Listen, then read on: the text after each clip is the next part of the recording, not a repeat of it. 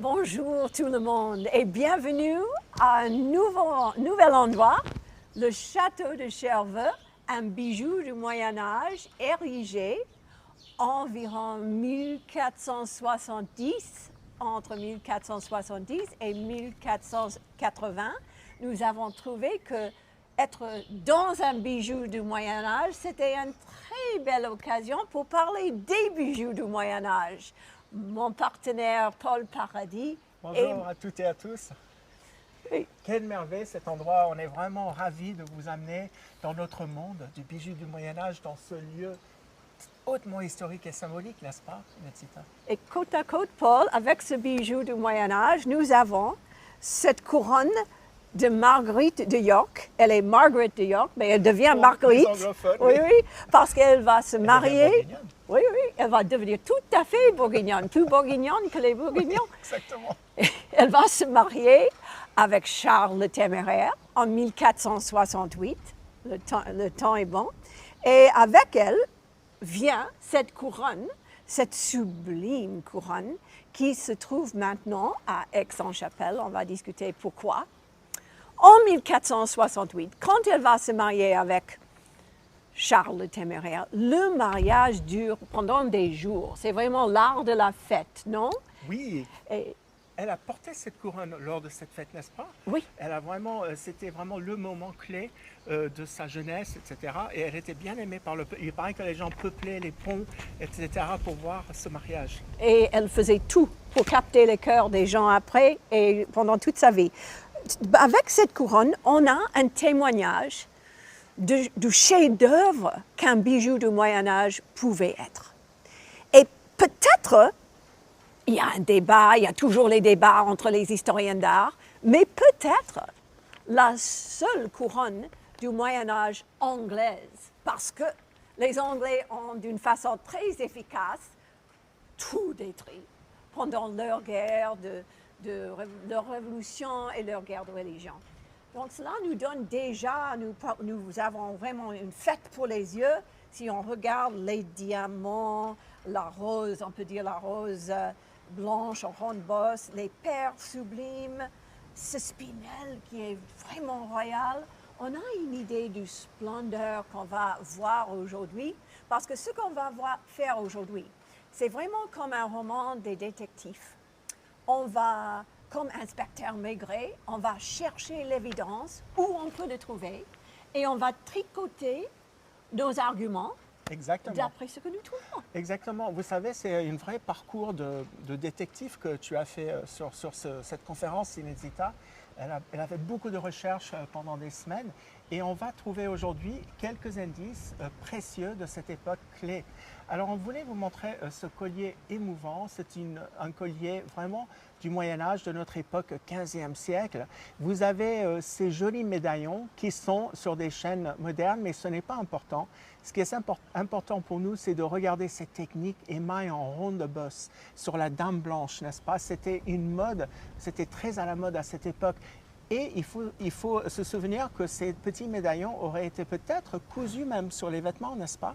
Et les femmes élégantes de l'époque avec ces perles qui sont dans ces montées en croix, et cette dame blanche hautement symbolique. D'ailleurs, c'est très mystérieux, hein, la symbolique de cette dame blanche. On ne sait pas trop à qui elle est, mais c'est une représentation peut-être du printemps. Et on voulait faire le parallèle avec notre Margaret de York, à droite dans ce petit tableau, cette petite merveille du Louvre. En fait, on voit qu'elle porte un collier, on peut dire similaire, hein, on a trouvé des parallèles comme on peut, et elle porte un collier hautement symbolique avec des roses blanches et des roses rouges en émail. Vous voyez des rangs de perles et vous voyez cette rose blanche, évidemment symbolique de sa descendance, hein, de York. Et en bas, vous voyez Charles et Marguerite, les C et les M. On sait pertinemment que ce collier lui a appartenu. Pourquoi? On voit les initiales de Charles et de Marguerite. Et regardez sur son henna, dans ses cheveux, sa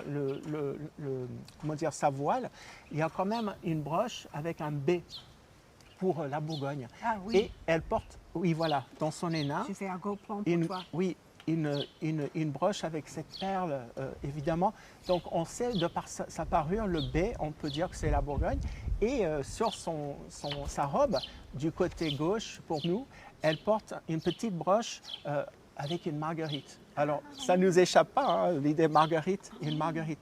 Et donc, ce qui est intéressant, c'est non seulement cette femme qui a pris une importance capitale, c'est aussi qu'à travers ces bijoux, les experts ont pu reconnaître dans ce petit portrait Margaret de York, parce qu'ils ont comparé les parures qu'elle porte ici avec les symboles dans la couronne. C'est très précieux et très intéressant. Et c'est dans le Louvre. Donc, Exactement. Quand vous nous visitez à Paris, on peut y aller au Louvre. On va y voir tous ensemble. Donc aujourd'hui, Paul, on a, comme d'habitude, comme notre habitude avec vous, nos amis qui viennent, vous venez avec nous pour nos voyages, même ici à Cherbourg, nous aimons diviser notre heure en 3 moments. Le premier moment, on va discuter les pierres précieuses, une passerelle entre le ciel et la terre. En deuxième temps, on va parler de la cuisine de l'orfèvre, l'entremets à la fête. Et là, on ne parle pas que d'entremets comestibles, n'est-ce pas? On parle des trésors et on va vous expliquer, on va rentrer dans ce monde de fêtes, des fêtes médiévales, qui avaient une importance capitale, sociale et aussi artistique, n'est-ce pas? Vraiment l'art de la fête, L'art et de comment est-ce que cela avait tellement d'impact sur l'orfèvrerie. Sur les beaux objets, Oui. exactement. Et forme et fonction des bijoux.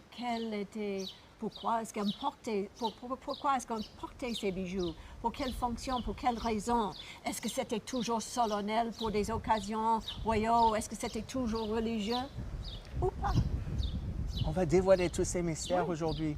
Donc, commençons avec quelque chose qui marque vraiment, on peut dire, l'apothéose et aussi un moment que les gens qui adorent la Renaissance veulent un peu réclamer pour la Renaissance. Parce que le retable de Gand, qui est terminé en 1432, commençait environ 1420, donc bien placé dans la première moitié du XVe siècle, et réclamé par des gens comme Vasari dans son livre renommé au sujet des vies des artistes de la Renaissance comme œuvre de la Renaissance. Mais c'est vraiment une œuvre qui montre pour nous exactement ce que nous cherchons et ce que nous trouvons dans le Moyen Âge. Parce que dans cet objet, si nous faisons un focus par exemple sur le passe-temps de Dieu, de Christ qui est devenu Dieu. On voit des bijoux sublimes, on voit des pierres sublimes. On se demande, est-ce que ce sont des vrais bijoux ou est-ce que les frères Van Eyck voulaient tout simplement nous montrer les bijoux du ciel, les symboliques de ce qui est le paradis? Ou est-ce qu'ils ont pu observer les bijoux dans la vraie vie? On va voyager un peu partout dans cette peinture pendant notre discussion, mais pour commencer, pour lancer notre débat, Paul adore la musique, il est très expert dans la musique, donc il va nous raconter des histoires au sujet de ces curieux anges qui sont des choristes. Elle chante, donc Oui. elle ou il chante. Elle chante vraiment juste. En fait, ce qu'il faut savoir, Van Eyck avait une connaissance sublime des métaux, des techniques de peinture à l'huile, comme tu as dit, et il nous rend ces anges qui chantent pour le Christ et pour le Dieu. Et on dit que la position de leur bouche, c'est tellement exact qu'on peut deviner les notes qu'elles sont en train de produire. Je suis un peu sceptique étant donné que j'ai fait quand même des études de musicologie, mais ça veut dire que quoi? Ça veut dire que Van Eyck avait une telle technique, une maîtrise, qu'on lui fait confiance et on sait par exemple le virginal, l'instrument joué à droite du polyptyque par une sainte, a été reproduit à l'exact.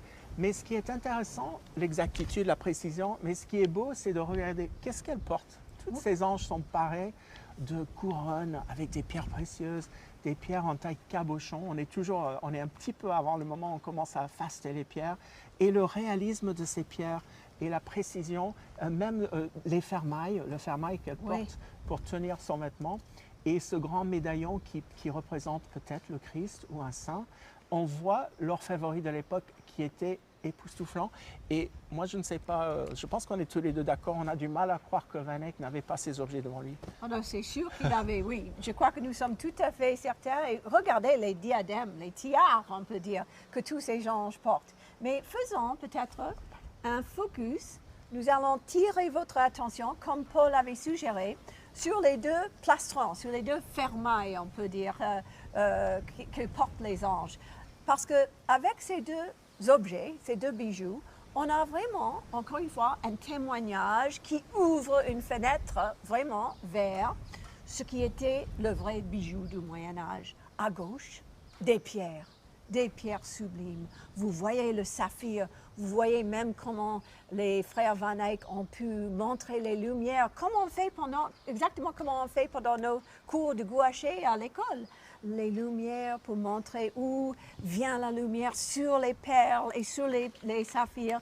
Ces grands saphirs, ces émeraudes ont dans une taille distinctive et les perles. Vraiment, les perles sont les vedettes, les stars des bijoux du Moyen Âge parce que la perle est symbolique de tout ce qu'on veut trouver dans un bijou, qui lie, comme nous avons dit, qui fait le lien entre la terre et le ciel, parce que la perle est née complète, elle est née dans sa beauté. Et à droite, si on regarde cela, c'est un chef-d'œuvre tout à fait d'orfèvrerie.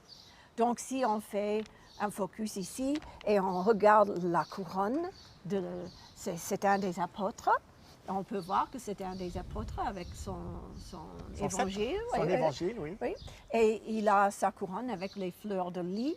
Il y a tout l'orfèvrerie, mais ceci, c'est un objet, un tout petit détail dans un énorme retable qui est fait avec... 24 panneaux, n'est-ce pas? Oui. Un polyptyque de 24 panneaux. Le plus vandalisé, le plus volé, le plus attentionné œuvre d'art qu'on peut trouver dans tout le monde.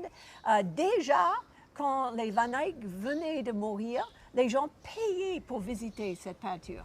Et c'était une peinture qui a été commissionnée, pas par un roi, pas par une reine, mais par deux marchands et son épouse, Lodewijk Wieg, ce sont des citoyens de Gand, qui voulaient vraiment avoir leur place dans l'éternité et qui ont voulu avoir ce retable pour eux pendant leur vie en privé, mais pour tout le monde de pouvoir apprécier après leur mort. Donc tout cela dans une peinture, oui?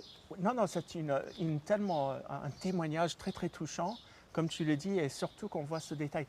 Alors on va parler du pape et la divinité.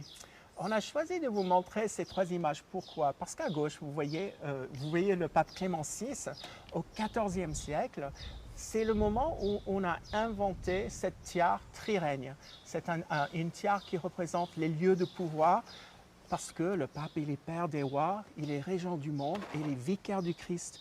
Mais regardez la composition de cette tiare. C'était un pape assez révolutionnaire, n'est-ce pas? Il était à Avignon, c'est lui qui a fait construire le deuxième palais des papes.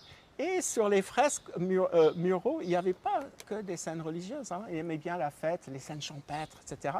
Donc ce pape Clément VI, qui est d'importance capitale, c'est sa tombe, son gisant.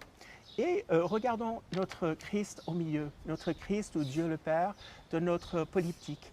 Regardez sa tiare, c'est la même chose un siècle plus tard, en 1432. Donc Van Eyck était visiblement impressionné par cette tiare papale qui représente dans ce tableau le pouvoir céleste et le pouvoir terrestre. Il y a toujours des débats, n'est-ce pas, si c'est Jésus ou si c'est Dieu dans ce tableau. Mais ce qui est intéressant, c'est la représentation du pouvoir qui traverse les siècles. Parce que qu'est-ce qui se passe? Regardons à droite. François Regnault-Nitto, joaillier de Napoléon Ier et de l'empereur Joséphine, il commande cette tiare. C'est le même dessin que la tiare du Moyen-Âge.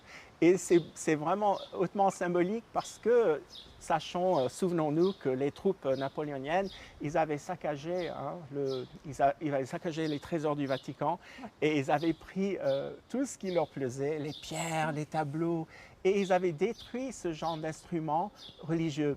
Donc alors Napoléon Ier, il a l'idée de renvoyer une tiare produite par Nitto pour Pape Pie VII, parce qu'il avait invité à son sacre. Invité. Et au-dessus de cette tiare, vous avez une émeraude hautement symbolique de Jules II 412 carats, sculptés, gaudronnés. Vous avez plus de 3000 perles, 3000 pierres précieuses. C'est une âme de bois recouverte de velours blanc. Vous aviez à l'époque des scènes napoléoniennes sur chaque couronne qui ont été remplacées par des scènes bibliques. Mais ce qui est intéressant, on voit ce symbole qui traverse les siècles. Également, cette tiare était fait exprès trop petit pour être portée par ce pauvre Pie VII et trop lourde, 8 kilos. Donc si vous regardez le sacre de Napoléon au Louvre, vous allez voir que Pie, il a posé cette tiare sur son genou parce qu'il n'avait pas le choix. Donc c'était un cadeau diplomatique un peu empoisonné. Mais ce qui est important, et tu l'as bien souligné, c'est le lien, ces symboles qui traversent les époques. Et qu'à l'époque de Nito, la tiare papale avait été détruite. D'ailleurs, Pie VI avait mis une tiare en carton, il me semble. Donc vous voyez que non seulement pour le dessin joaillier, mais pour la somptuosité de cette pièce. Et Van Eyck, il est vraiment le pont entre le Moyen-Âge et nous, n'est-ce pas? C'est ça, c'est pour ça que c'est émouvant cette slide. Et c'est vraiment, c'est Van Eyck c'est Christ quand il devient Dieu. Exactement. Et regarde, c'est exactement, si on voit le gros plan, on dirait que c'est le tiare de Nito. Et, évidemment, il a été inspiré. Et Nito, en fait, ça fait sa gloire. Il a envoyé son fils pour livrer cette tiare en Italie. Non. Et c'est là, Joséphine et Napoléon étaient sur place et ils ont décidé, ça c'est vraiment un objet de génie. N'est-ce pas que Clément VI aussi, on va discuter plus tard quand on discute Saint-Christophe et la peste, parce que Clément VI régnait pendant la peste. Ah oui, il avait donné la rédemption à tous les gens qui ont souffert la peste, qui sont morts de la peste. Ils étaient bénis aussi, même s'il n'y avait pas la présence d'un prêtre, parce que les gens, leur grand souci, c'était de partir, de ne pas aller au paradis, n'est-ce pas? Merci de m'avoir rappelé. Non, mais gardez cette pensée. On va garder. J'ai fait un spoiler. Non, pas du tout. Nous allons garder cette pensée quand on va avancer un peu. C'est l'idée. Quand on pense de Van Eyck, il n'y a pas généralement assez connu cette peinture de la Vierge dans une église, mais entre les historiens de l'art, c'est un énorme débat. Cette Vierge dans l'église, c'est quelle église? Exactement, beaucoup d'historiens d'art ont écrit des milliers de mots, c'est où cette église? Mais enfin, on est d'accord, et les gens du musée Berlin qui ont la peinture sont d'accord, c'est pas une église qu'on va trouver. C'est symbolique du ciel. Encore une fois, elle porte un bijou qui, sa couronne, semble exactement comme la vraie couronne qui est à côté, à droite, mais c'est pas du tout. Oui, c'est un vrai bijou, mais non, c'est pas. Et comment est-ce que nous savons cela? Nous savons cela à cause de plusieurs facteurs. D'abord, elle est énorme. Vous voyez, c'est presque comme si elle était une poupée dans une maison de poupées. Elle est énorme dans cette église. Quelle église? Elle est énorme parce que l'église, c'est vraiment elle. Elle est l'église, elle est la mère du Dieu, elle porte Dieu comme vierge. Tout est symbolisé dans cette peinture. C'est impossible qu'il y ait une église qui touche sa tête comme cela. Et même, nous savons que la lumière même entre du nord, quand dans une vraie église gothique, la lumière entrait de l'est. Oui, Paul? Yes, donc, ça. Oui, ça vient du nord, ce n'est pas une vraie église. L'échelle n'est pas du tout une échelle d'église parce que c'est elle, la Vierge, qui est devenue la mère de Dieu. La mère de Dieu. Et même si vous avez besoin d'un petit, comment on dit, piste pour le mystère, si vous regardez avec nous, en bas de l'église, à côté de l'orge, l'orgue, excusez-moi, pas l'orge, l'orgue, il y a deux anges avec des merveilleuses ailes de perroquet qui sont en train, on peut dire, d'avoir une petite querelle au sujet de quelle chanson est-ce qu'on va chanter pendant la messe. Donc, c'est l'église sublime. Avec cela, gardons cette pensée parce que vous voyez la couronne qu'elle porte. Maintenant, regardons à droite. Quand nous regardons à droite, nous voyons la couronne de princesse blanche. La couronne de princesse blanche, c'est une vraie couronne qui existe dans le Schatzkammer du musée résidence de Munich. Cela existe encore une fois, on trouve qu'il y a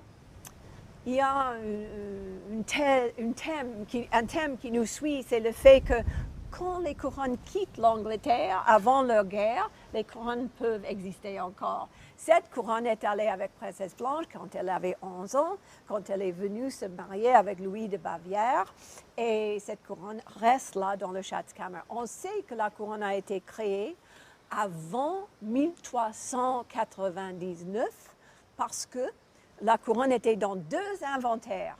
D'abord, l'inventaire de Richard III avant sa mort, tué par le futur Henri IV d'Angleterre, pas de France, Henri IV d'Angleterre.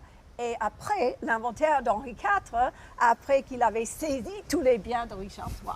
Donc, deux inventaires nous montrent que cette couronne était dans l'Angleterre. Mais est-ce que c'était une couronne anglaise? On avait dit que la couronne de Marguerite York peut être la seule couronne anglaise du Moyen-Âge. Oui, parce que le grand débat d'où vient, qui a créé cette couronne, court entre Paris et Prague, entre la Bohème et Paris. Donc c'est probablement, selon mon avis, c'est vraiment, on peut dire que c'est la Sainte-Chapelle dans une couronne. L'auteur de cette couronne est le même que son diamètre, 18 cm. C'est la verticalité, c'est le gothique dans sa plus sublime beauté, n'est-ce pas? Voilà, elle existe. Et oui, cette hypothèse est très forte, fort probable, parce que Anne de Bohème, la femme de Richard III, était de Bohème. Donc peut-être, ils disent peut-être c'est même un Français qui travaillait en Bohème. Ouais. Il y a tellement d'hypothèses, et la merveille, c'est que cette pièce existe toujours, n'est-ce pas? Et aussi, si on regarde, c'est le fait que le savoir-faire est ici sublime, et le fait qu'on peut avoir un débat au sujet de si c'était France ou Exactement. Prague, parce que le style était tellement international. Et si on regarde à droite, on fait un focus sur la couronne qui est au pied de Dieu, le même Dieu Christ que Paul vient de discuter avec vous au sujet du pape. C'est la couronne du pouvoir terrestre, comme nous disons, le terrestre et le céleste. C'est la couronne du pouvoir terrestre. C'est pas difficile de voir de droite à gauche les similarités. C'est une vraie passerelle, ouais. Comme tu l'as bien dit. Alors, on va regarder un autre chef-d'œuvre de Jan van Eyck.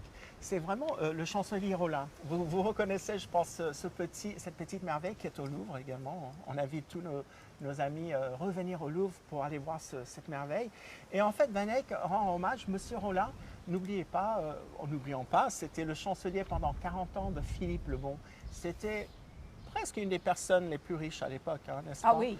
Et parce qu'il avait acquis des terres, à chaque fois qu'il y avait un conflit avec la France, le traité d'Arras, etc., il confisquait, et Philippe le Bon lui disait oui, allez-y. Donc c'était un homme richissime. Et avec sa femme, Guigonne de Salins, ils ont créé les Hospices de Bonn. Vous avez tous vu, j'espère, cette merveille de l'art du XVe siècle. Et en fait, dans ce tableau, ce qui est intéressant pour nous, c'est qu'on voit le chancelier Rollin dans un moment très religieux. Il s'est dépeint. Ce qui est intéressant aussi, cette architecture est plutôt romane.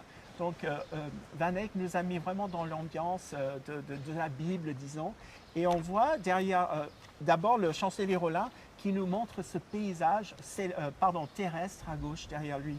Et donc, il est en train de prier, il nous montre sa richesse, ses vignobles, la richesse d'Autun.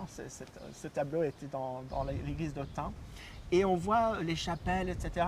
Mais ce qui est intéressant, on voit ses mains en train de prier. Qu'est-ce que tu me montres? Ah oui, c'était juste. Il y a un pan, il y a un pan qui représente le Christ. On pourrait analyser ce tableau pendant des années, mais ce qui est important, regardez le Jésus enfant qui est en train de donner sa bénédiction au chancelier Rollin.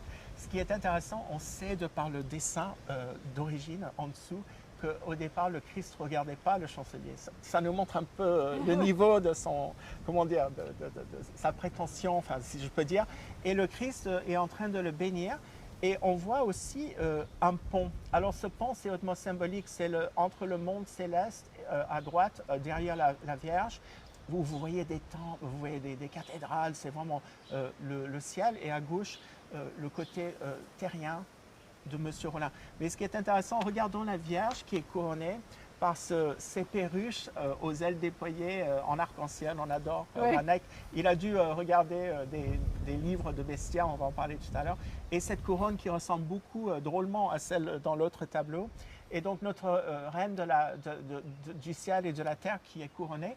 Et ce qui est intéressant, c'est de voir dans les chapiteaux des colonnes, on voit les 7 péchés capitaux. On voit l'avarice, on voit la gourmandise à travers les scènes bibliques. Ce tableau vous voyez, les personnages au fond, on pense que c'est peut-être la paresse. Et c'est un tableau tellement symbolique qu'on pourrait analyser pendant des années. Mais revenons vers Jésus, Jésus l'enfant. Qu'est-ce qu'il tient dans ses mains? Il tient un objet précieux, le globe en cristal de roche, la pierre la plus précieuse à l'époque, considérée un lien direct avec le ciel. Et regardez comment est sertie cette croix avec un spinel, un rubis, avec des saphirs. Et ça fait partie, justement pour montrer qu'il est roi de la terre, etc., et du ciel. Et c'est ce bijou qui va nous ramener à notre propos aujourd'hui, à notre propos, encore des indices, des pièces qui ont survécu, n'est-ce pas?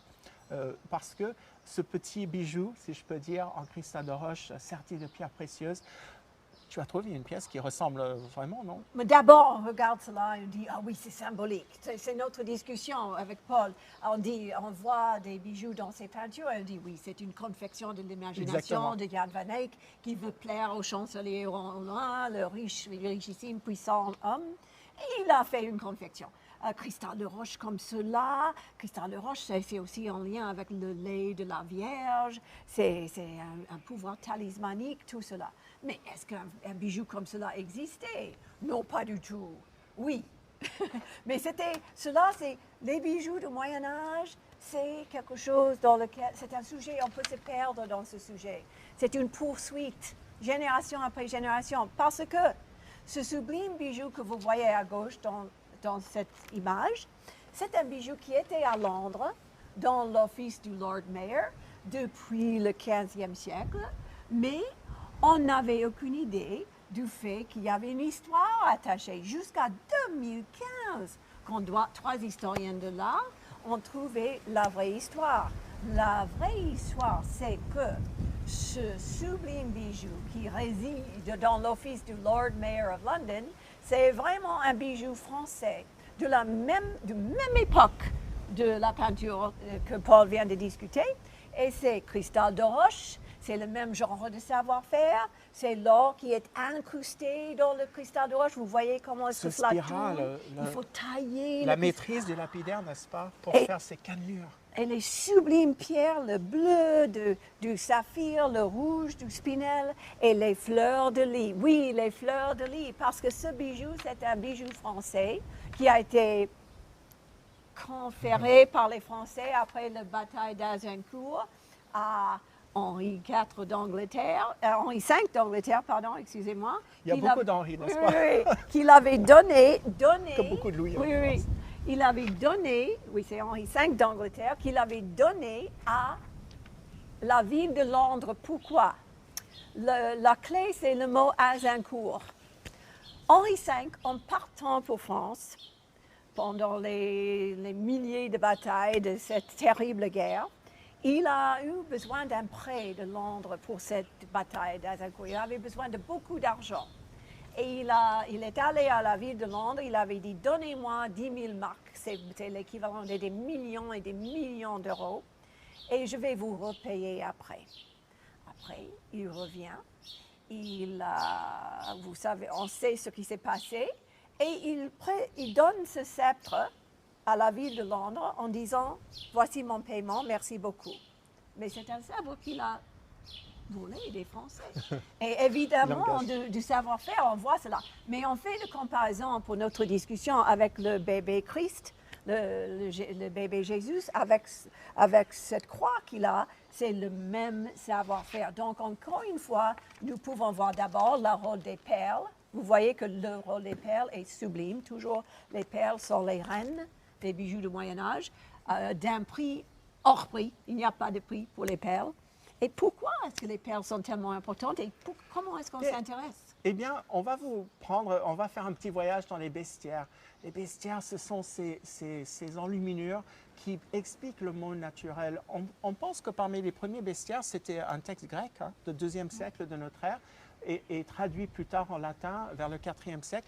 Et c'était un moyen de comprendre que chaque être vivant était béni et était une manifestation du Dieu. Et on faisait des livres, des enluminures avec des illustrations.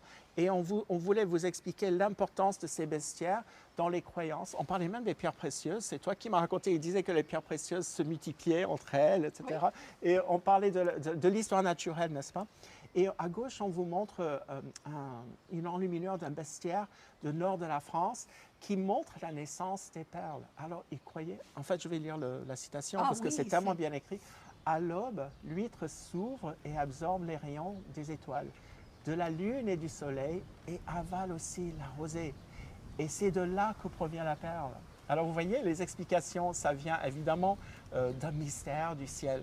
Mais on en rajoute après, avec un autre bestiaire, un texte de l'Angleterre. Vous voyez, comme au Moyen-Âge, ces textes étaient universels. On rajoute la Vierge parce que la Vierge, elle va rajouter ce côté de pureté et le côté céleste et béni, n'est-ce pas, du ciel. Et donc c'est pour cela on vous a mis ce titre, Un cocktail céleste. À gauche, on a une explication plutôt mystérieuse, la lune, la rosée. Et à droite, il y a la Vierge qui va nous remuer tout de travers sa pureté. Oui. Et elle va bénir cette. Et c'est pour cela aussi, on voit, on a vu l'importance des perles dans les tableaux qu'on a montrés. L'Orient, enfin le côté détaillé des perles, ce n'était pas par accident. Non, et c'est parce que ça se trouve dans les bestiaires. L'idée, c'est que Exactement. si on pouvait observer exactement ce qui se passe quand on ne dit pas animaux, mais quand ces êtres, les mollusques, les êtres vivants, à la base, créent les perles, on pourrait savoir, et ça doit venir du ciel. Oui, ça doit venir du ciel. Et qui dit perle, dit reliquaire et dit aussi mode. Mais est-ce que vous pouvez croire que nous allons chercher et trouver mode dans les costumes, les habits, ce que portaient les dames de l'âge mérovingien? Si on dit mérovingien, est-ce que vous pensez mode?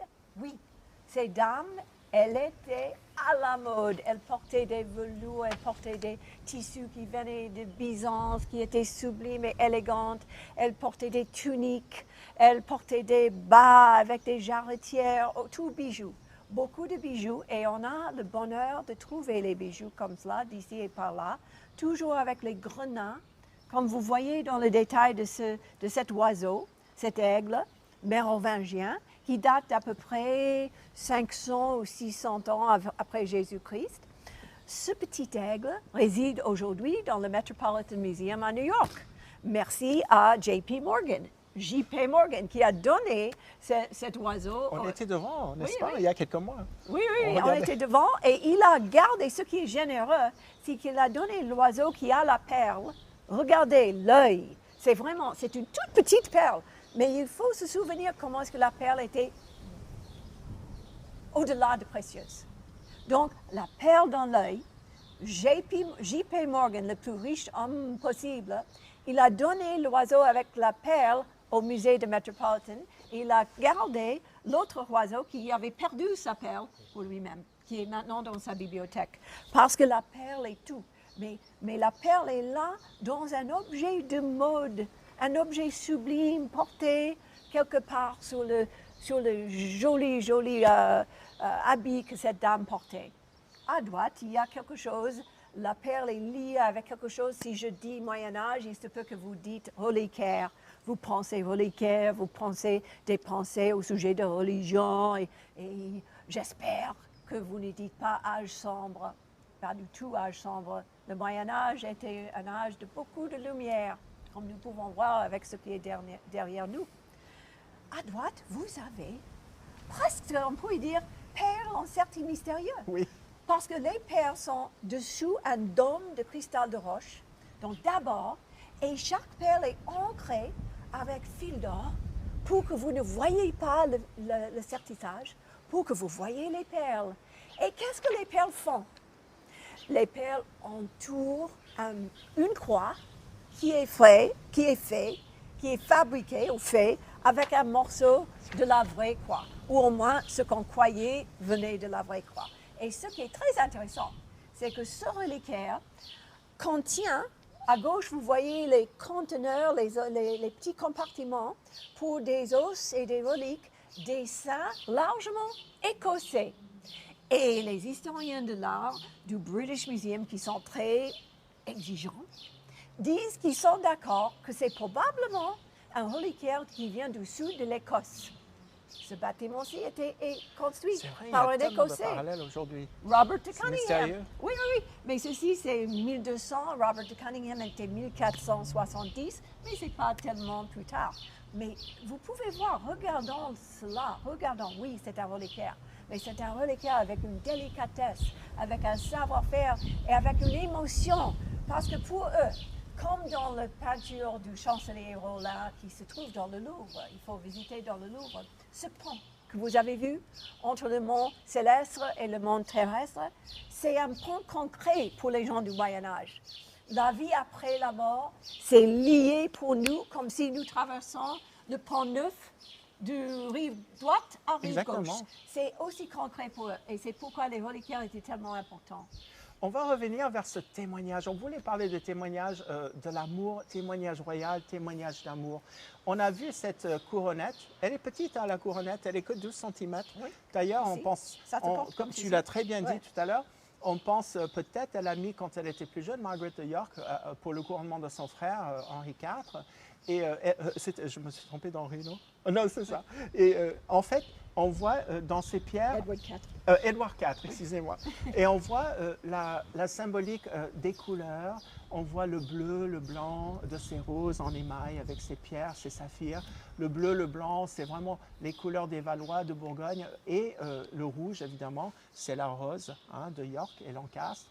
Et on voit sur tous les registres de cet objet précieux, on voit en bas, on voit quand même le nom de Marguerite qui est épelé en émail avec des pierres précieuses. Et on voit les initiales de Charles, le téméraire, et Marguerite. Et donc, en quelque sorte, oui, c'est une pièce hautement symbolique et une pièce royale, mais c'est quand même la représentation de ces deux règnes qui se mettent ensemble, n'est-ce pas? Et c'est un objet précieux qui est hautement, vraiment rare. Et on voulait passer vraiment à l'amour terrestre, parce que les témoignages de l'amour terrestre sont rares aussi, n'est-ce pas? Le mot rare, c'est... Oui, rarissime. Et on a trouvé cet arc avec la flèche, je pense que vous avez tous compris. C'est Cupidon, hein, avec sa flèche, fils de Vénus, qui va nous percer avec ses flèches pour qu'on tombe amoureux. Et ce bijou est très, très symbolique et très, comment dire, j'ai dit symbolique, mais je voulais dire touchant et émouvant. Pourquoi? Parce que c'était découvert dans un trésor de Erfurt en Allemagne, lors de la peste. Hein, un marchand juif, pendant des programmes, ont chassé évidemment les Juifs entre autres, et il a caché dans son atelier, dans le mur de sa maison, et ça a été découvert. Alors il y a 30 kilos d'or, plus de 3000 pièces et 700 bijoux, dont 8 broches magnifiques. Et si on regarde, c'est marqué, il y a la perle. Évidemment, la pureté de la perle, il y a des rubis ou des spinels, hein, en certiclos, et il y a vraiment une belle expression, "Oh means Herz". Ça veut dire "Oh mon cœur" en allemand ancien, n'est-ce pas? Donc cette pièce, c'est un bijou de sentiment. Hein. Ah oui. Donc on traverse le pont. Tu as parlé beaucoup des ponts aujourd'hui. Ce témoignage royal pour Margaret de York, qu'elle a gardé jusqu'au moment qu'elle a offert à Aix-la-Chapelle, heureusement, c'est pour ça que ça...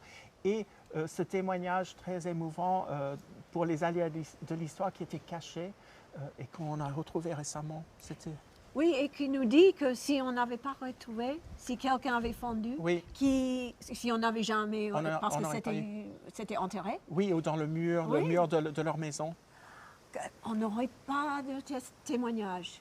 Et qui nous dit témoignage, il faut se souvenir de ce qui passait pendant les fêtes. Parce qu'une des raisons pour laquelle on n'a pas de témoignage de l'orfèvrerie pendant le Moyen-Âge, c'était l'or est rare.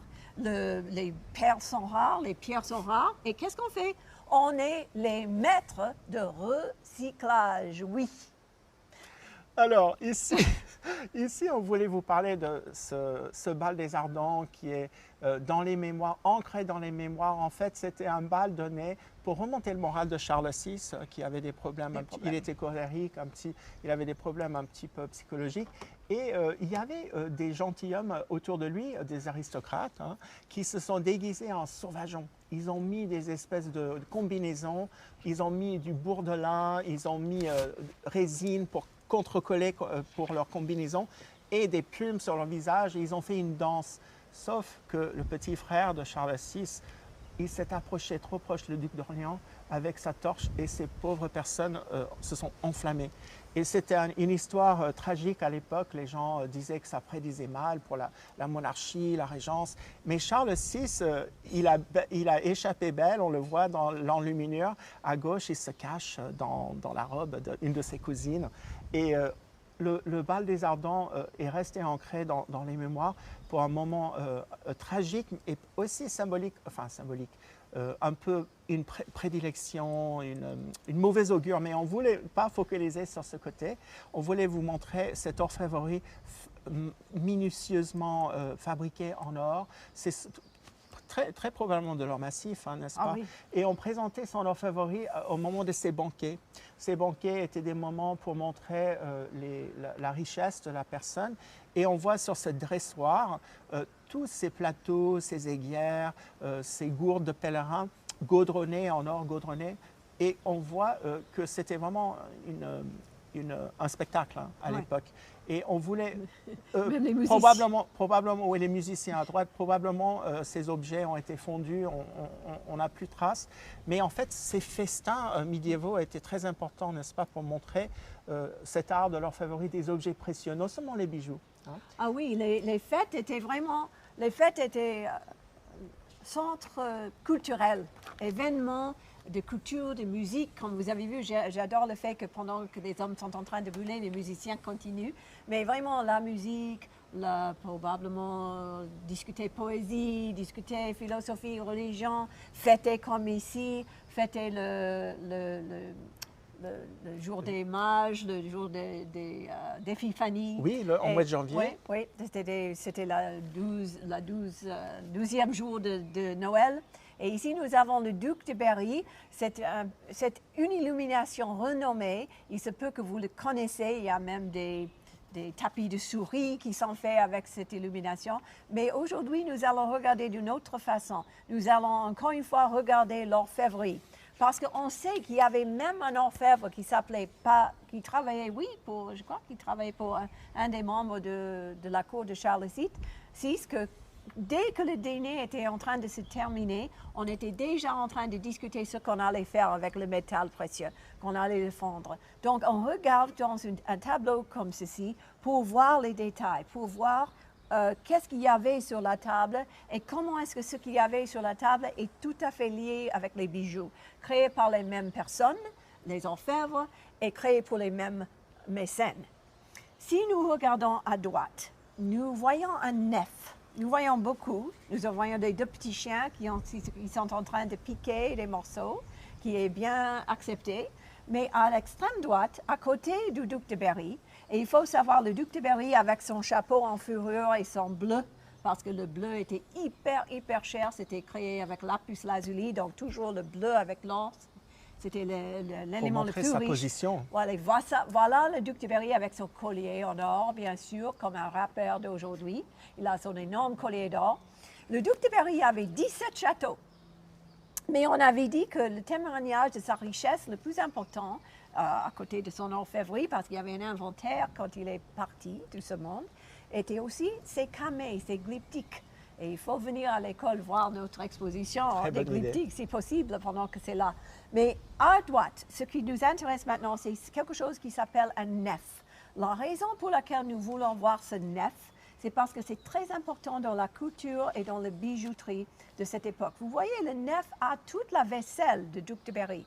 Donc, l'homme distingué avait sa vaisselle dans le nef pour éviter que des gens qui pourraient peut-être empoisonner pouvaient piquer la vaisselle. Et c'est pourquoi aussi on a accepté les chiens sur la table, parce que les chiens mangerait ce qui était empoisonné et Ah oui, mourrait. c'était donc comme les c'est très cobayes. bien. Oui, oui, oui. Et donc, le Les pauvres nef chiens, avec hein. les chiens, c'est très bien. Et le nef est très important, ça garde tout. Mais à droite, très, très petit, et juste à l'extrême droite, c'est quelque chose de plus que précieux, le sel. Le sel était même le témoignage de Dieu parce que le sel préservait la vie. Les chevaliers dans leurs armures et tout de sueur partout et pas de clim, rien. Et le sel était précieux. Le sel a rendu riche beaucoup de villes Exactement. dans la France. Donc, Et faisons... Venise également. Oui, et il se peut, oui, exactement. Mais il se peut que vous allez dire, oui, mais nous avons dit que tout a disparu. Nous n'allons pas trouver quelque chose qui portait ce sel sublime. Mais oui, Paul va nous montrer. Alors, c'est vraiment avec beaucoup d'émotion qu'on peut trouver ces objets. Vous avez remarqué que le fût, c'est la même forme que dans l'enluminure des Très-Richeurs de Duc de Berry. C'est vraiment ça qui est extraordinaire. C'est en or, c'est du XIIIe siècle, c'est conservé au Métropolitain de New York. Et ce qui est important pour nous, la forme de la nef, comme Inetita vous a dit, la présence du sel, c'est la présence du divin sur la table. Et donc, on met le sel toujours en premier, si j'ai bien compris, Oui. tu me diras. Et regardez l'orfèvrerie avec ces feuilles qui font la bordure, oui, de cette cristal de roche. Souvenons-nous, le cristal de roche, c'est une pierre divine, c'est une pierre aussi comme la perle, qui est considérée la pureté.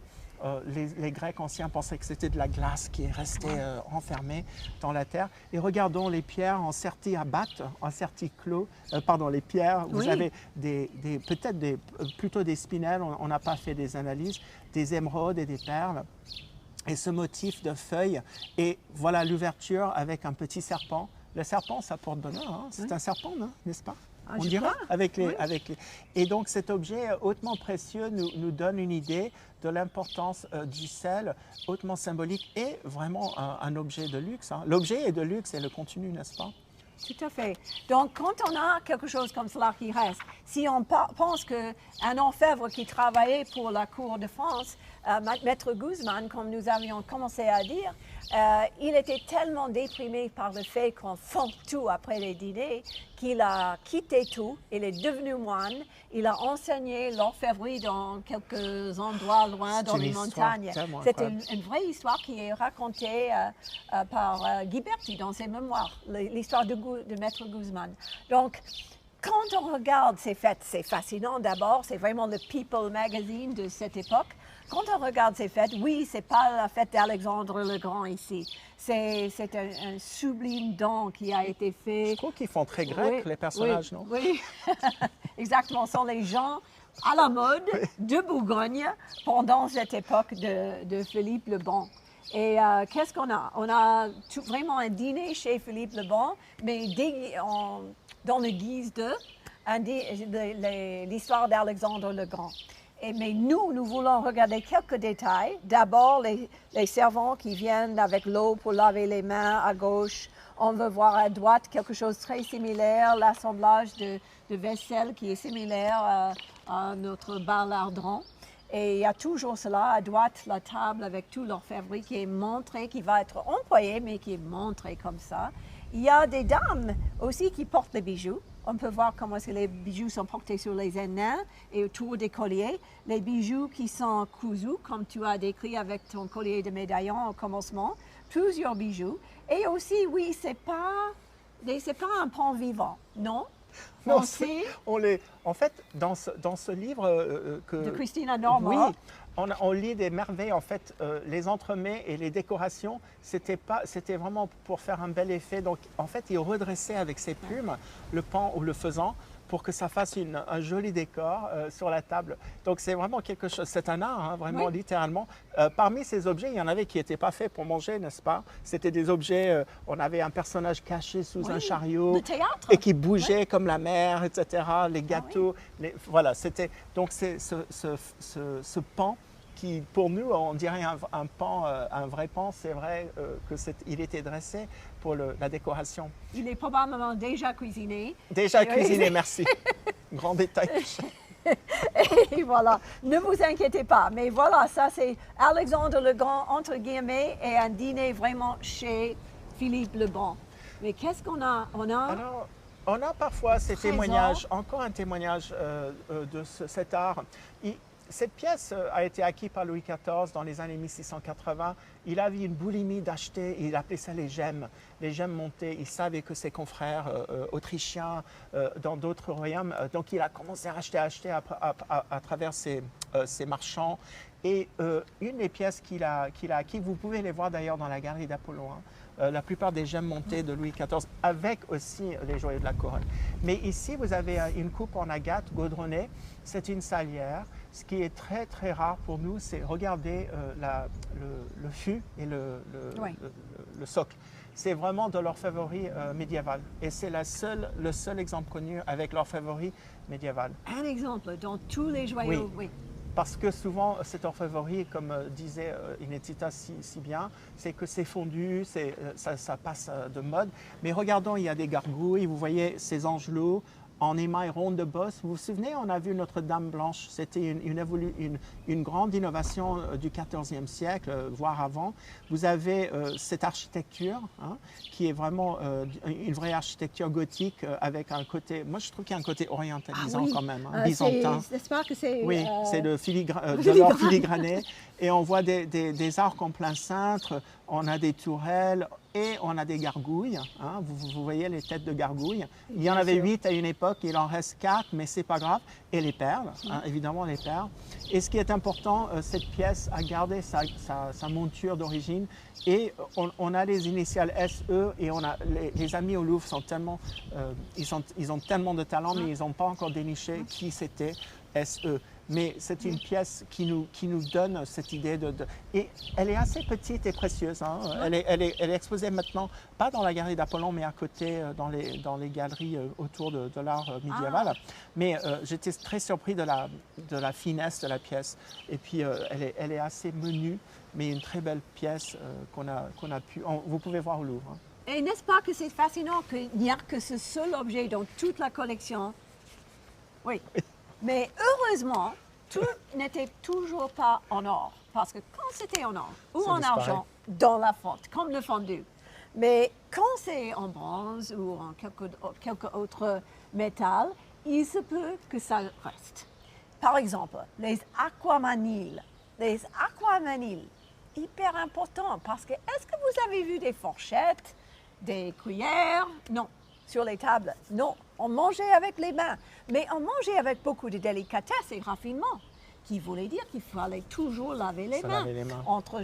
Presque entre chaque morceau. Chaque mets. Oui. Donc, les aquamaniles circulaient avec les servants qui venaient et qui lavaient votre main et qui vous donnaient quelque chose pour essuyer. Et les aquamaniles étaient objets de conversation. Et oui, c'est un peu particulier ce que vous voyez là. Il se peut que vous êtes un peu épaté par ce que vous voyez. Oui, c'est une dame qui, comme sur un âne ou un cheval, est montée sur ce monsieur. Et ce monsieur et cette dame sont deux gens très particuliers parce que nous avons Aristote, en philosophe, et Phyllis. Donc c'est une légende, bien sûr, qui devient hyper populaire pendant le Moyen-Âge.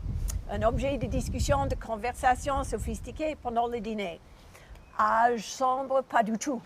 Âge de sophistication, âge de discussion, âge de conversation. Oui.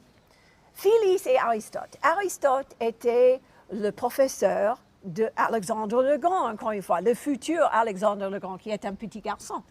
Et le petit garçon, apparemment, est très épaté par les charmes de Phyllis, d'une certaine Phyllis. Et Aristote va montrer à Alexandre comment est-ce qu'il ne faut pas être esclave de vos passions. Emporté par ses passions, oui. Esclave, oui. En se comportant comme la bête Beast of Burden, l'animal de compagnie de Phyllis, on peut dire. Donc Phyllis le traite comme cheval ou comme âne. Elle a la main dans les cheveux et elle donne des petits coups de fesses, on peut dire. Mais il faut voir que l'eau pour laver vos mains va venir de la bouche d'Aristote et qu'on va remplir l'eau au-dessus de la tête d'Aristote. Et grâce au Metropolitan Museum, on a des images très, très, très haute def et on peut vraiment regarder la beauté de l'orfèvrerie. Oui, c'est pas or, mais c'est le même, oui, heureusement, mais c'est la même technique qui a été employée. Regardez la main dans les cheveux, regardez la finesse des cheveux et le corps et la robe avec la ceinture très haute mode de Phyllis. Tout cela, on a tous ces détails et même la façon de coiffure, de comment est-ce qu'elle est coiffée. On a tout cela grâce au fait que cet objet précieux nous reste. Pour nous montrer... Et ça choquait, n'est-ce pas? Les gens parlaient. C'était un entremets, n'est-ce pas? Les gens, c'était le but d'une curiosité. Pourquoi elle est assise sur lui? Pourquoi elle lui fait des fessées, etc. Et bien sûr, un peu de ça. Un peu de... C'est ça, c'est naturel. Et pendant cette conversation, il y avait même de musique qui jouait. Et l'eau continuait à couler. Exactement. Un autre chef-d'œuvre du musée de Cleveland, cette fontaine de table. On sait que c'est grâce au conservateur du musée de Cleveland que ça existait par centaines des objets comme ça. Ce sont littéralement des objets, des fontaines. Celui-ci est en vermeil avec des plaques émaillées, avec des grotesques. C'est une architecture vraiment de l'époque 14e siècle. Et vous avez les personnages qui sont en train de boire de l'eau. Vous avez des cloches, des roues qui tournent. C'est un objet qui fonctionnait avec une plomberie. En fait, c'était de l'eau parfumée. L'eau parfumée jaillissait de l'objet. Et soit il mettait un conteneur d'eau en haut pour que la gravité marche, etc., pour tirer l'eau, pour le faire fonctionner, ou soit il y avait un manivelle. Mais ce qui est important, cet objet d'une sophistication incroyable que les gens pouvaient regarder pendant le repas. En fait, ils étaient placés autour du palais, de la salle. Et parmi tous ces objets, c'est parmi les seuls dont on connaît l'existence, n'est-ce pas? Oui, le Cleveland Museum of Art, nous avons écouté le commissaire qui avait dit que c'est le seul qu'on connaît qui existe avec toutes ces machines. Avec les roues qui marchent, tout, le fait que ça n'a pas été fondu. Et je pense qu'on a une vidéo pour leur montrer. Oui, écoutez, cela joue et vous écoutez cette musique jolie. C'est la musique qui est reconstruite par le Cleveland Museum avec les cloches qui sonnent. On entend les cloches qui sonnent, on entend... C'est grâce au AI, Artificial Intelligence. Exactement. Oui. On vous invite à vous émerveiller devant cette création hautement rare. Oui, écoutez cette vidéo, regardez les vidéos.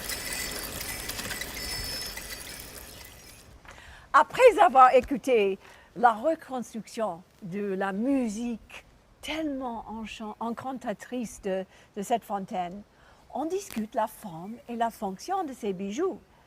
Oui, bien sûr, qui dit bijoux du Moyen-Âge va penser reliquaires.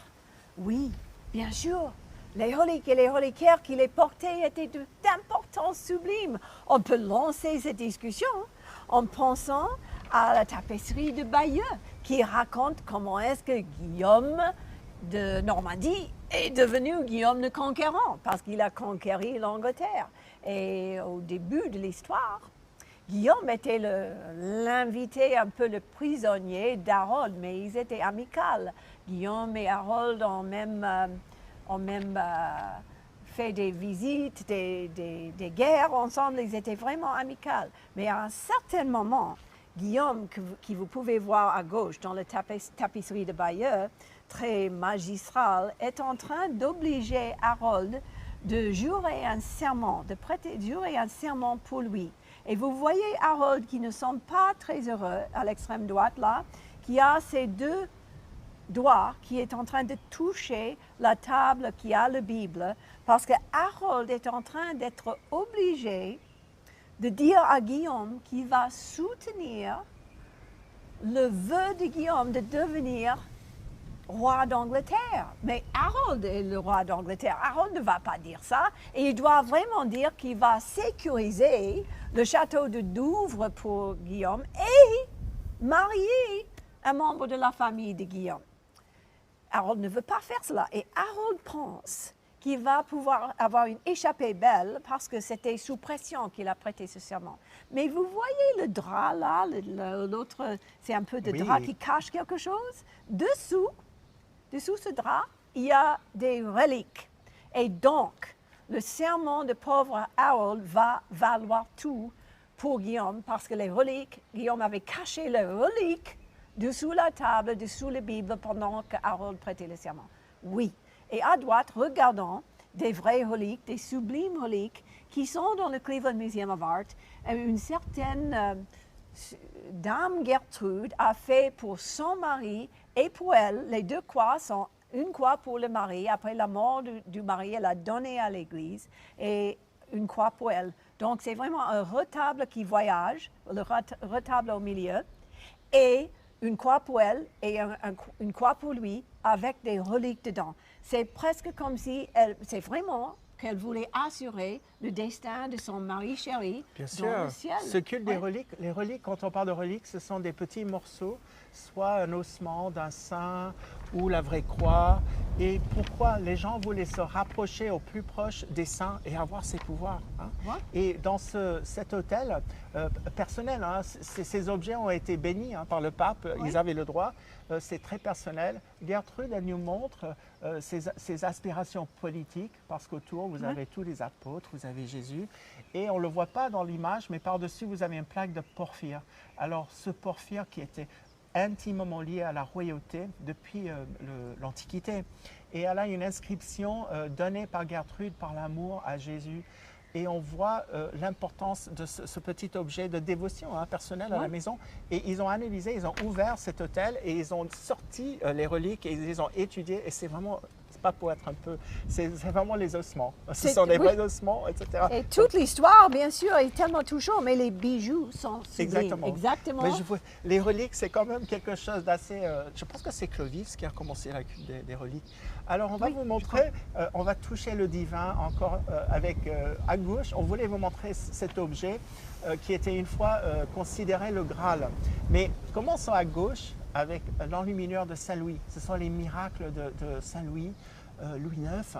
Et là, on voit dans l'enlumineur, regardez, c'est comme de l'or favori précieux, tout autour, l'encadrement. Et là, il est en train de faire une bénédiction. Et regardez le baptistère au milieu. Il a la forme d'une coupe précieuse, n'est-ce pas? Il est vraiment incrusté de pierres précieuses. Et voilà, ce sont les miracles, les faits et miracles de Monsieur Louis, Saint-Louis. Et en fait, ce qui se passe en fait dans cet enlumineur, c'est qu'après, il va partir à Carthage pour les croisades et il va mourir. Donc, c'est vraiment juste avant qu'il part aux croisades. Mais ce qui est intéressant pour nous, c'est de voir ce baptistère où il bénit quelqu'un avant de partir, si j'ai bien compris l'enlumineur. Et donc, cet objet précieux, on voulait vous montrer un exemple qui a vraiment existé à droite. C'est un objet assez rare. C'est à Léon, c'est une ville, c'était un royaume en Espagne. En Espagne, lors de il y avait les musulmans aussi qui étaient sur place. Et le roi Fernand était un fervent défendeur de l'Espagne catholique. Et donc, il a créé il avait sauvé, si je peux dire, c'est pas le mot que j'aime, mais il avait libéré des villes, des morts et des musulmans. Et à sa fille Urraca, il a laissé un royaume et elle est devenue vraiment une femme puissante. Elle n'avait pas le droit de se marier. Elle avait sa main sur les trésors. Et Doña Urraca. Et Doña Urraca a pris ces coupes en agate qui sont dites de l'Antiquité, c'est vraiment la coupe dans laquelle le Christ, c'est l'histoire, hein, qui a bu à la scène, hein, dernier repas. Et donc, on est vraiment, dans leurs yeux, on était peut-être devant le Graal. Et donc, elle a fait monter ces deux coupes en agate de l'Antiquité sur une monture en or filigrané. Elle a donné ses propres pierres, ses propres trésors pour créer cet objet d'un luxe incroyable. Et il y a même un camée en verre moulé, hein, de l'époque de la Rome antique. Et elle a mis une inscription en bas, la Doña Urraca, in nomine de la Doña pour Fredina, pour son... Excusez-moi, pour le Dieu, pour Christ. Et donc cet objet, il y avait un rumeur comme quoi c'était vraiment le Graal. Il y avait des historiens qui ont écrit en 2015.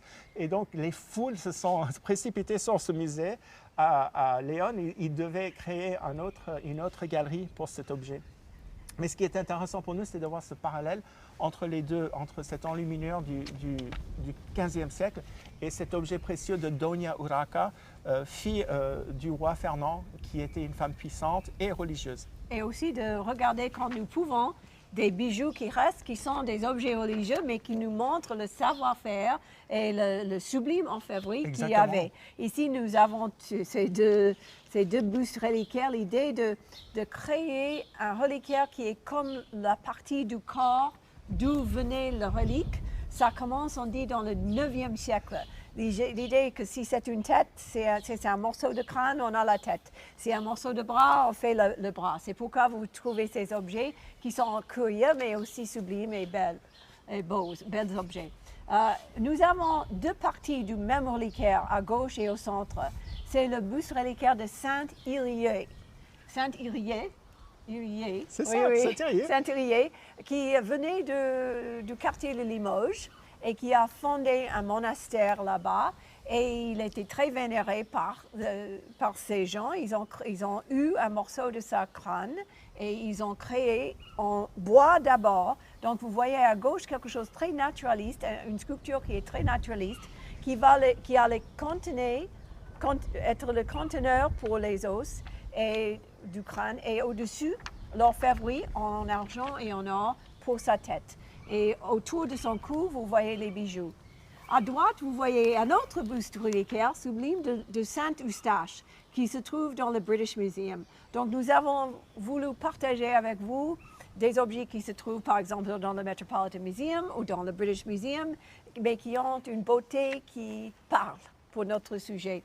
Et le Saint Eustache, comment est-ce qu'on peut résister? Il était général de Rome, il s'est converti parce qu'il a vu un cerf qui avait le croix dessus de lui, et regardez le diadème très à la mode, oui, une croix enflammée, mais regardons, faisons un focus sur l'orfèvrerie, sur la beauté de l'orfèvrerie avec les apôtres, sur la base et tout ce qu'on voit. Encore une fois, c'est un buste reliquaire qui contient des morceaux de la tête de Saint Eustache, mais ce qui est important pour nous, c'est la beauté.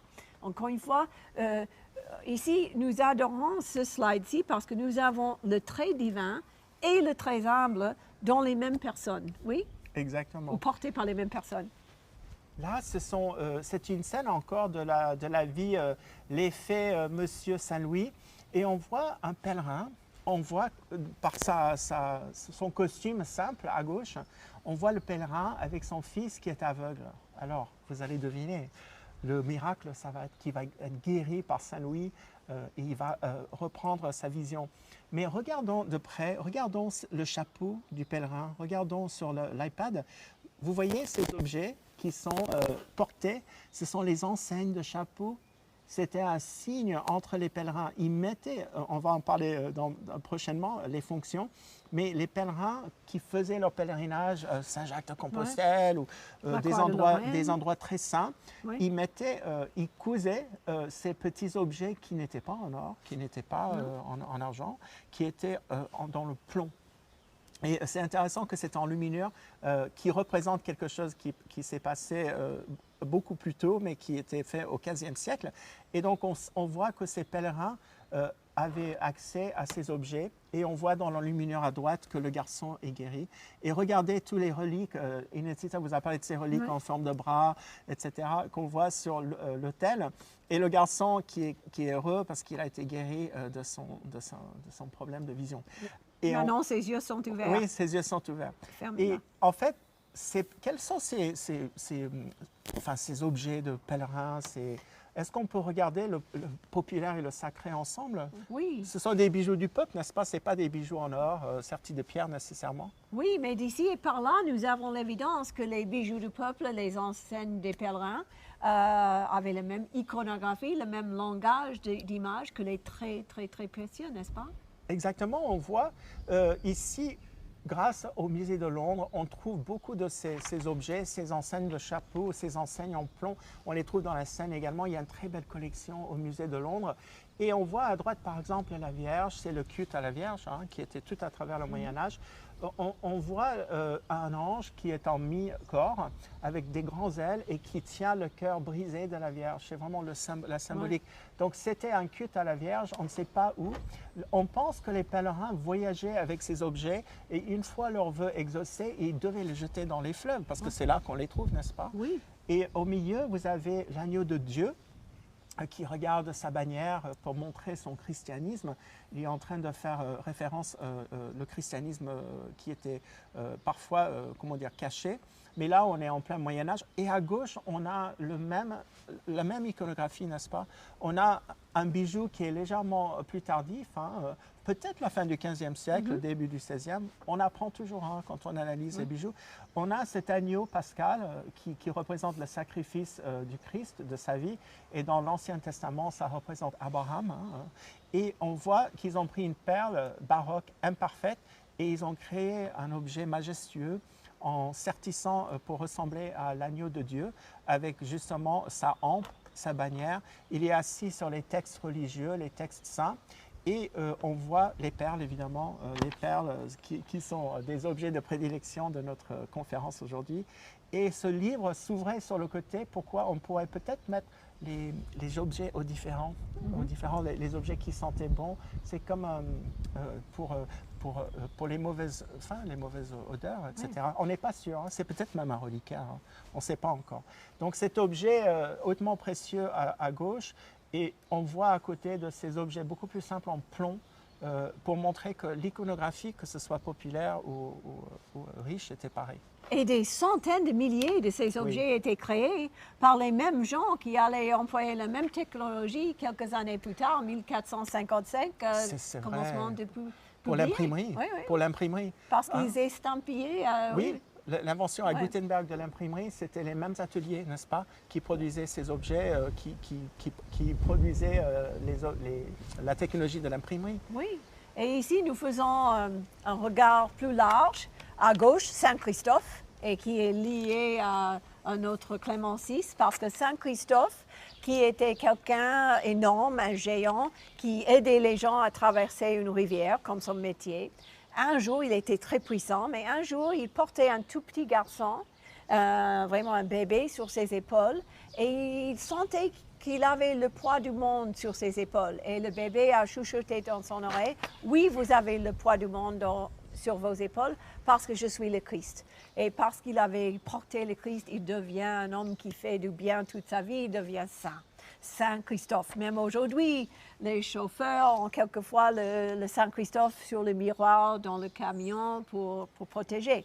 Mais pendant l'époque de la peste, on aimait particulièrement Saint-Christophe parce qu'on avait dit que si on avait Saint-Christophe comme enseigne avec vous pendant que vous voyagez au milieu du XIVe siècle, vous serez protégé du mauvaise mort. La mauvaise mort était de mourir, sans être béni par un prêtre.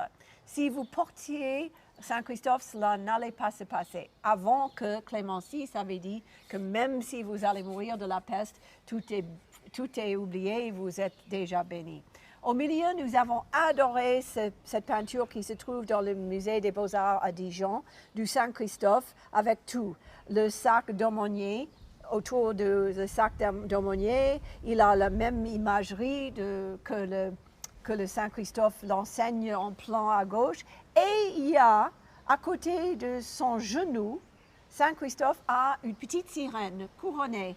Et cette petite sirène nous mène à droite au fait que les enseignes du pèlerinage n'étaient pas toujours des saints et tout à fait religieux. Ça pouvait être des sirènes, comme Mélusine qui a dû construire ce château. On dit qu'elle passe tellement ce château, mais le château avant, possiblement. Donc, la liaison avec Mélusine et les sirènes comme objet de porte-bonheur était quelque chose aussi qui était bien accepté. Et des vœux pour l'amour. Oui, et oui, parfois, tout à fait. Il y en a qu'on ne peut pas vous montrer, mais qui sont très érotiques, hein, les enseignes du pèlerinage. Oui, mais celle-ci, elle est plus modeste. Elle a mais on sait exactement qu'elle a le miroir et peigne. Le peigne de... Donc, ce que nous aimerions avoir maintenant avec le vent, elle est en train de se coiffer parce qu'elle va probablement attirer l'amour. Tu es tout à fait en point. Ah, celle-ci qui attendait l'amour pendant des années et des années, la pauvre Marguerite d'Autriche. Oui, la Marguerite d'Autriche qui était la belle petite fille, n'est-ce pas, de Margaret of York Oui. et sa filleule. Et elle était promise au futur Charles VIII de France. Et elle est venue en France, elle était très jeune, hein, elle avait 9 ans, il me semble.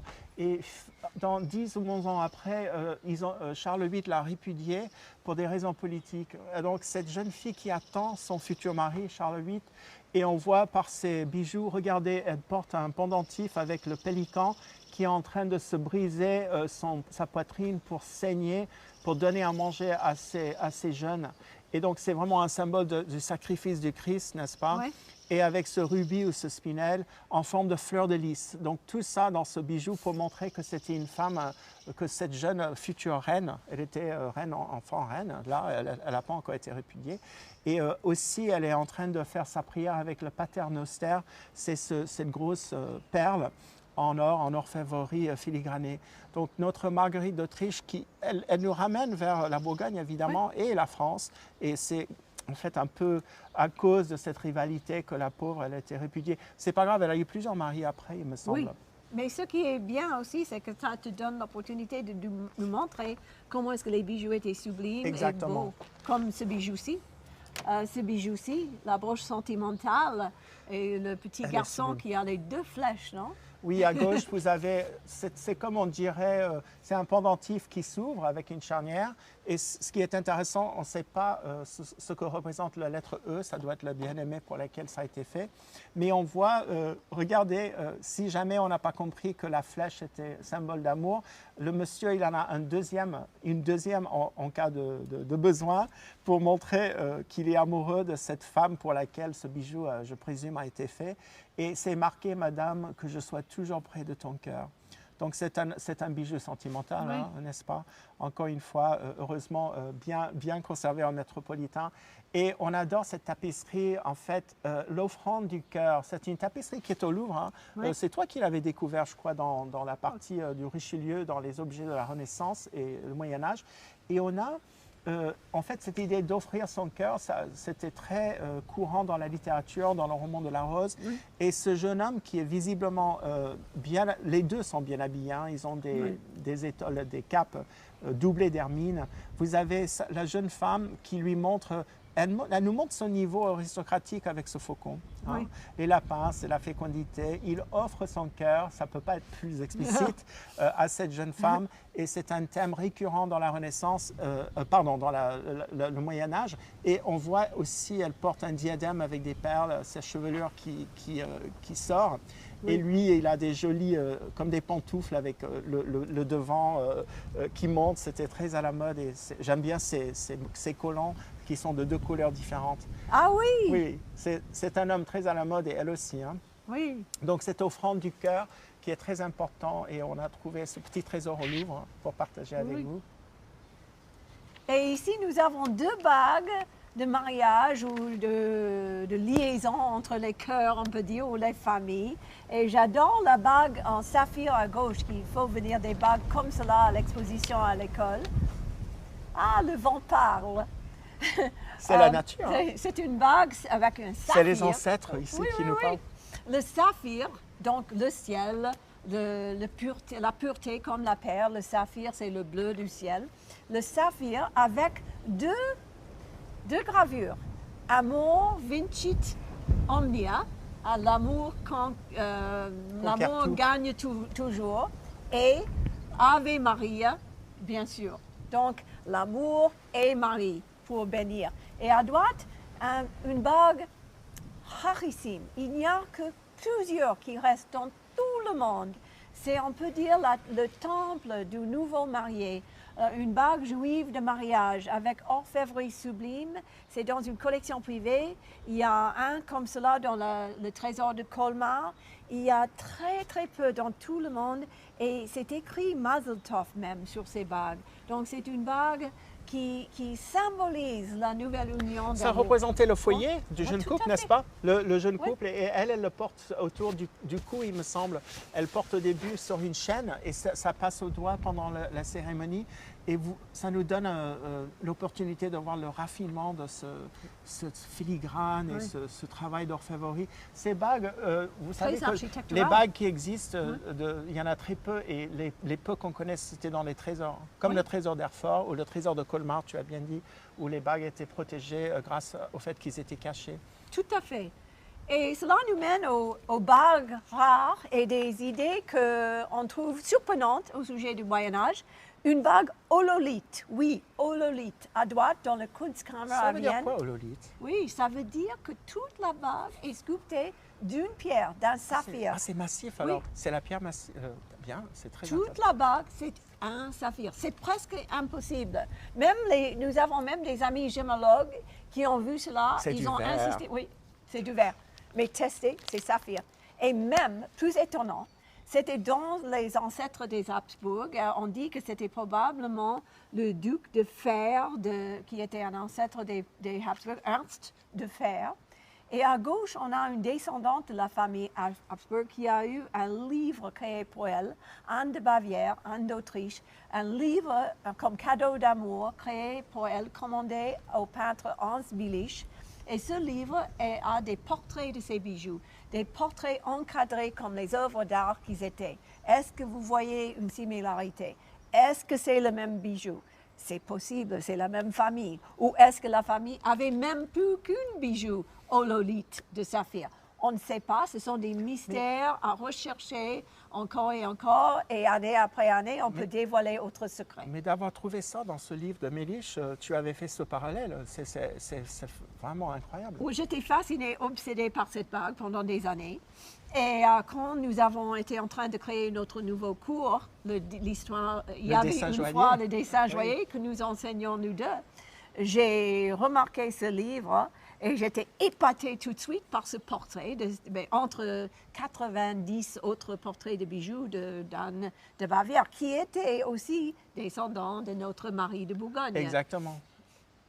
Alors, le sentiment religion et mode, encore une fois, ce parallèle entre le bijou sacré et le bijou terrestre, l'amour, les liens avec le ciel, cette broche à gauche qui est tout juste incroyable, l'orfèvrerie vraiment avec texturé, avec les perles et l'émeraude.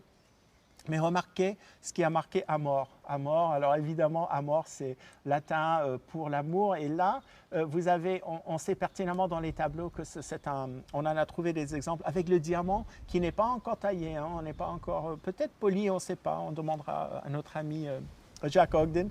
Et on voit le travail, les feuilles, enfin le relief de cette pièce. Et on les voit dans les tableaux que ce sont vraiment des pièces de fiançailles, Oui. hein, quand c'est Amor.